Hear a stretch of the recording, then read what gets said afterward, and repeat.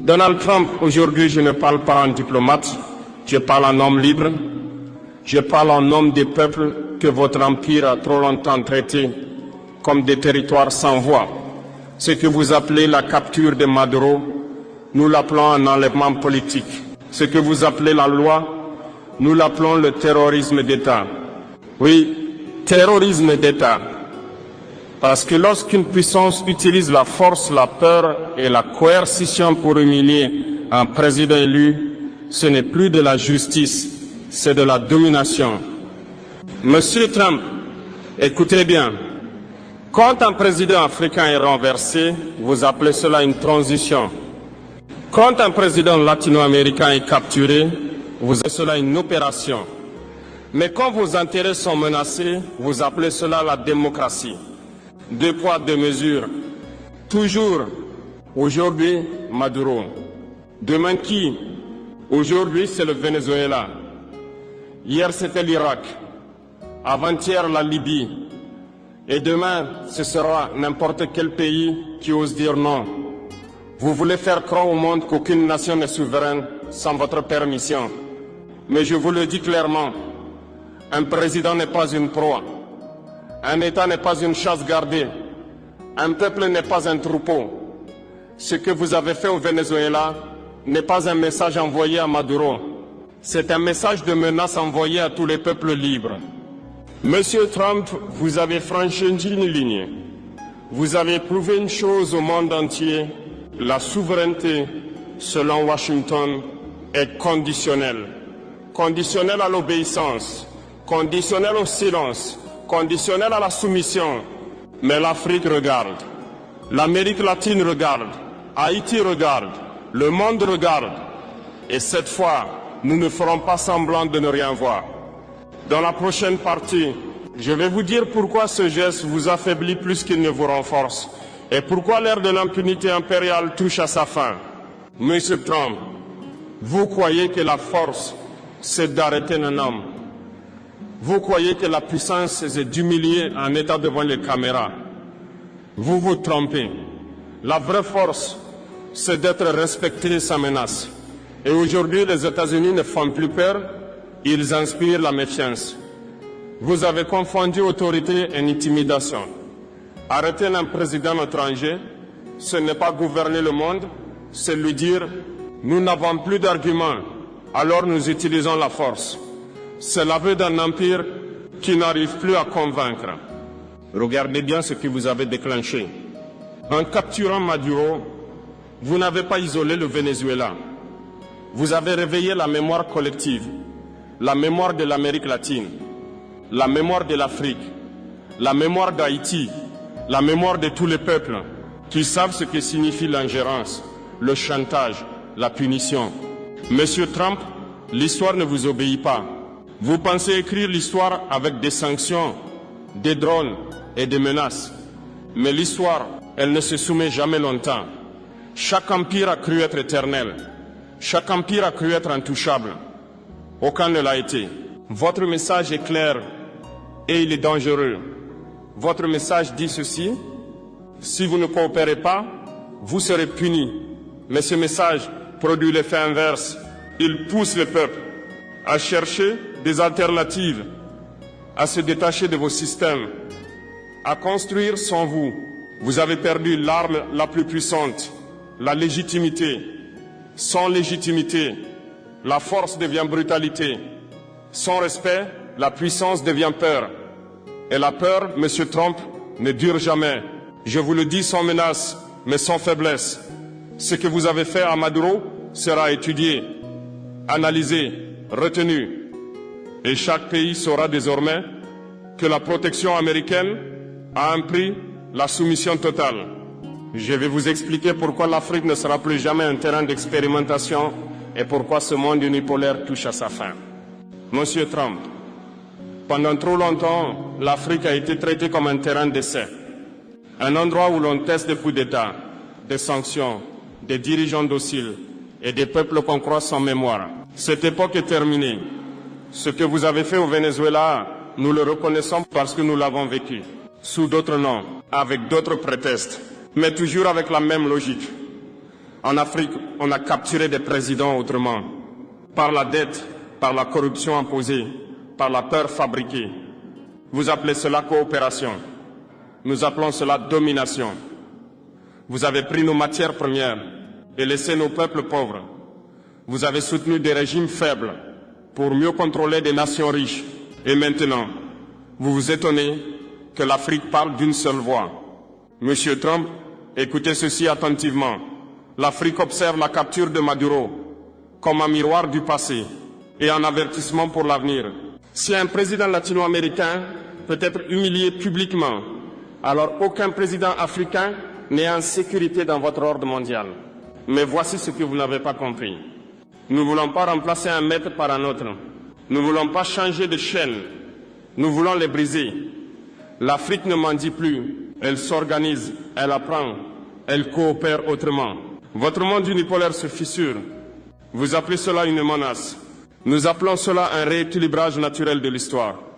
Quand un système ne profite qu'à une minorité, il finit toujours par être remis en cause. Ce discours n'est pas une provocation. C'est un constat, un avertissement calme, un message clair. L'Afrique ne sera plus jamais votre laboratoire politique, économique ou militaire. Je vais parler d'un peuple qui comprend cette réalité mieux que tous les autres. Haïti. Monsieur Trump, si vous pensez que le monde ne comprend pas ce que vous avez fait au Venezuela, alors regardez Haïti. Haïti n'a pas besoin de rapport. Haïti n'a pas besoin d'analystes. Haïti a vécu ce que vous faites. Haïti a été le premier avertissement, premier peuple noir libre, première révolution d'esclaves victorieuse, et immédiatement puni. Puni pour avoir osé être libre, puni par la dette, puni par l'isolement, puni par l'ingérence permanente. Monsieur Trump, Haïti reconnaît votre méthode. Quand vous parlez de stabilité, Haïti entend occupation. Quand vous parlez de sécurité, Haïti entend contrôle. Quand vous parlez de transition, Haïti entend confiscation de souveraineté. Ce que vous avez fait à Maduro, Haïti l'a vu venir. Parce que le scénario est le même de légitimer, asphyxier, isoler puis frapper. Toujours au nom du bien, toujours au nom de la démocratie, mais jamais avec le consentement des peuples. Haïti n'est pas faible. Haïti est entravé. Ce pays n'a jamais été autorisé à respirer librement, à choisir librement, à se reconstruire sans tutelle. Et pourtant, malgré tout, Haïti tient encore. Monsieur Trump, comprenez ceci. Quand vous humiliez Maduro, vous rouvrez une blessure haïtienne. Quand vous niez la souveraineté du Venezuela, vous confirmez à Haïti qu'elle n'a jamais été considérée comme égale. Mais l'histoire a une mémoire. Les peuples que vous croyez brisés sont souvent ceux qui finissent par inspirer les autres. Haïti n'est pas un échec. Haïti est un avertissement ignoré. Monsieur Trump, ce que Washington craint le plus n'est ni un pays, ni un président, ni une armée. Ce que vous craignez, c'est l'unité. Diviser pour régner, votre vieille méthode. Pendant des décennies, vous avez opposé l'Afrique à l'Afrique, l'Amérique latine à elle-même, les Caraïbes à l'isolement. Toujours la même stratégie. Diviser, affaiblir, contrôler. Mais quelque chose a changé. Aujourd'hui, les peuples se parlent. Ils comparent leurs histoires. Ils reconnaissent les mêmes blessures. Et ils comprennent qu'ils ont été traités selon un seul et même modèle. Maduro, Haïti, l'Afrique, le même combat. Ce n'est pas une question de dirigeants. Ce n'est pas une question d'idéologie. C'est une question de dignité collective. Quand vous capturez Maduro, vous ne défiez pas seulement le Venezuela. Vous provoquez l'Afrique, Haïti, l'Amérique latine et tous ceux qui refusent désormais la soumission déguisée. Je ne parle pas de guerre. Je parle d'alignement moral, d'intelligence collective, de refus coordonné, de l'humiliation. Et cela, aucune armée ne peut l'arrêter. Je dirais clairement ce que signifie résister sans se détruire. Et pourquoi la peur change enfin de camp? Monsieur Trump, l'époque des ordres est terminée. Le monde n'est plus unipolaire. Les peuples n'attendent plus la permission pour coopérer. Ils créent des ponts sans vous demander l'autorisation. Ils échangent sans vos sanctions. Ils construisent sans vos conditions. Monsieur Trump, vous avez appris au monde que résister signifiait se battre, se déchirer, se sacrifier. C'est faux. La résistance moderne n'est pas le chaos. Ce n'est pas la violence. Ce n'est pas la haine. La vraie résistance est intelligente. Résister, c'est refuser les règles injustes sans tomber dans les pièges. C'est produire ce que l'on consomme.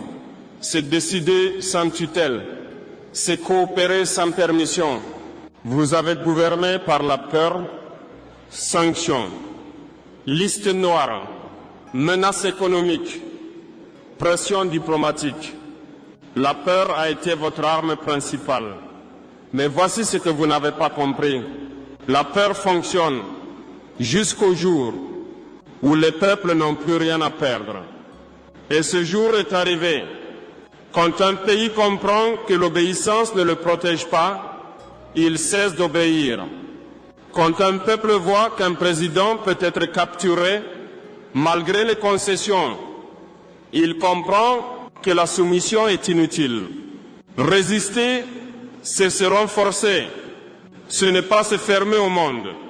C'est choisir ses partenaires. Ce n'est pas s'isoler. C'est se libérer du chantage. La résistance moderne est économique, culturelle, mentale. Monsieur Trump, la peur change de camp. Avant, le peuple avait peur de Washington. Aujourd'hui, Washington a peur de perdre le contrôle, peur de ne plus dicter, peur de ne plus punir, peur de devenir une puissance parmi d'autres. Ce discours n'est pas une provocation, c'est un mode d'emploi, un message clair au peuple. On peut dire non sans s'autodétruire. Monsieur Trump, vous pensez avoir affaire à des peuples dociles, à des sociétés sans mémoire. Vous vous trompez. La jeunesse voit, la jeunesse comprend. La jeunesse se souvient et surtout, la jeunesse agit. La mémoire des peuples est vivante. Haïti n'oublie pas. L'Afrique n'oublie pas. L'Amérique latine n'oublie pas. Chaque injustice, chaque enlèvement, chaque ingérence reste gravée dans les mémoires collectives. Vous pensez pouvoir effacer ces histoires avec des sanctions et des menaces. Vous vous trompez lourdement. La jeunesse connectée, éveillée et révoltée. Aujourd'hui, grâce au réseau, à la communication instantanée, à l'éducation, la jeunesse mondiale sait tout. Ils voient vos stratégies. Ils voient vos doubles standards. Ils voient vos manipulations. Et ils ne restent pas silencieux. Maduro ou Haïti, peu importe. Chaque capture, chaque intervention renforce la vigilance des nouvelles générations. Chaque acte d'arrogance crée un réseau invisible d'opposition. Vous vouliez effrayer, vous avez inspiré la résistance. Monsieur Trump, écoutez bien. La mémoire collective est plus puissante que vos armes. L'histoire est plus rapide que vos sanctions. Et la jeunesse est plus organisée que vos armées. Si vous sous-estimez cela, vous sous-estimez le futur. Et le futur ne vous appartient pas. La jeunesse est le feu qui éclaire l'avenir. Ils ne connaissent pas la peur que vous vouliez imposer. Ils connaissent la vérité. Ils connaissent la solidarité. Ils connaissent le droit de dire non. Je vais vous montrer comment la solidarité des peuples du Sud commence à changer la donne. Monsieur Trump, vous croyez que vous pouvez isoler un pays. Vous croyez que vous pouvez diviser des peuples. Vous vous trompez. La vérité, c'est que les peuples du Sud se regardent maintenant en face. Ils partagent leurs expériences. Ils apprennent les uns des autres. Ils se soutiennent. Maduro et Haïti, un même signal. Ce que vous avez fait au Venezuela est un avertissement pour Haïti. Mais Haïti ne regarde pas avec peur. Haïti regarde avec compréhension. Et elle tend la main aux autres nations qui refusent de se soumettre au diktat. Afrique, Amérique latine, Caraïbes. Une même leçon. Chaque tentative d'ingérence, chaque capture politique, chaque sanction économique renforce le réseau invisible des peuples unis. Vous avez cru que la peur serait efficace. Vous avez cru que la menace suffirait. Vous avez sous-estimé la solidarité. Le Sud apprend à créer sa propre force. Ce n'est pas seulement militaire, ce n'est pas seulement économique, ce n'est pas seulement politique, c'est culturel, stratégique et moral. Les peuples partagent, se forment, coopèrent sans jamais demander votre permission. Monsieur Trump, comprenez ceci, vous n'avez pas seulement capturé un président, vous avez réveillé l'intelligence collective des peuples du Sud. Et cela, aucune sanction, aucun ultimatum, aucun discours ne pourra l'arrêter. La solidarité du Sud n'est plus un concept, c'est un fait. Chaque nation qui se libère un peu, chaque peuple qui ose dire non, renforce l'ensemble du Sud. Et chaque action unilatérale de votre part n'est plus perçue comme un avertissement, mais comme une preuve de votre faiblesse. Monsieur Trump, ce que vous avez fait au Venezuela n'est pas un acte isolé, ce n'est pas un incident diplomatique. C'est une violation publique et manifeste de la souveraineté nationale. Chaque action a des conséquences. Vous voulez croire que la capture de Maduro sera oubliée demain. Vous voulez croire que personne ne prendra note. Erreur. Le monde observe. Chaque nation note vos méthodes. Chaque peuple en tire une leçon, et cette leçon est claire. Les puissants ne respectent que la force collective et la résistance organisée. La responsabilité de Washington. Quand une puissance mondiale agit ainsi, elle n'a pas seulement un devoir de puissance. Elle a une responsabilité morale. Elle doit rendre compte. Elle doit respecter le droit. Elle doit respecter la vie politique des autres nations. Ce que vous avez manqué, en kidnappant ou en capturant un président élu, vous avez enfreint non seulement la souveraineté de ce pays, mais aussi le droit moral de tous les peuples à décider de leur destin. Vous avez semé la peur, vous avez semé la division. Vous avez oublié que l'histoire note tout. Le monde attend des réponses. Ce que vous appelez action légitime est perçu comme abus de pouvoir. Et chaque abus de pouvoir appelle une réaction diplomatique, économique, culturelle et morale. Le monde attend que vous assumiez vos responsabilités, que vous cessiez cette politique de coercition et que vous respectiez enfin la souveraineté des États. Monsieur Trump, la question n'est pas que pouvez-vous faire, mais que devez-vous faire? Vous devez réparer ce que vous avez brisé, le respect entre nations, la confiance entre peuples et la stabilité internationale. Je vais dévoiler le message final, un avertissement clair, un appel à la justice et à l'unité mondiale. Monsieur Trump, ce discours touche à sa fin, mais laissez-moi être clair.